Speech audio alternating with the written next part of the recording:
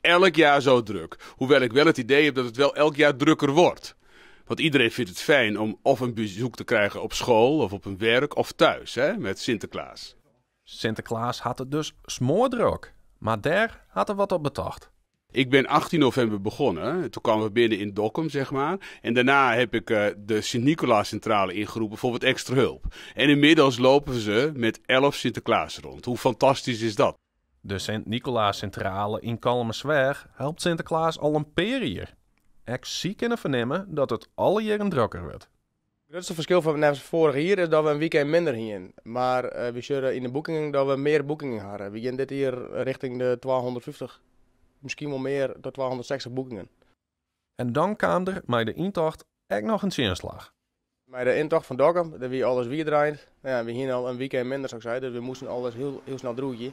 En wat bijzonder is als dit hier, is dat het voor u zien niet alleen weer dat we een keer sneeuw zijn. En dan is ook nog sneeuw erbij. Dus maar wel een beetje rekening houden voor in de planning van Sinterklaas. Maar hoe liep het met de baan? Hebben ze in deze regio eens wel leefwest? We hebben alleen maar lieve kinderen, hè. Maar het valt er wel op dat in Noordoost-Friesland, Noord-Eerst noemen we het geloof ik, hè, dat er heel veel lieve kinderen zijn, hoor, ja.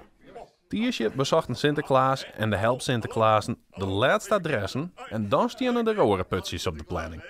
Als er op morgen weer naar huis is, dan gaan we wasje, alles in de schoonmaak en de boel weer oproemen. En kind weer op zolder. Ik vind het wel lekker om morgen weer terug te gaan naar Spanje, ja. En dan kunnen we ons voorbereiden op volgend jaar, want het is natuurlijk één groot feest. Dat vind ik het allerleukste hier in Nederland.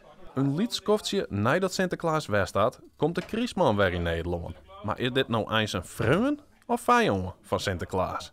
Eigenlijk mag je me noemen als goede vriend. Alleen soms komt het voor dat als ik ergens binnenkom om cadeautjes te brengen, dat de kerstboom er dan al staat. Dat vind ik iets minder. Dus de kerstboom mag pas op als Sinterklaas morgen het land uit is, hoor.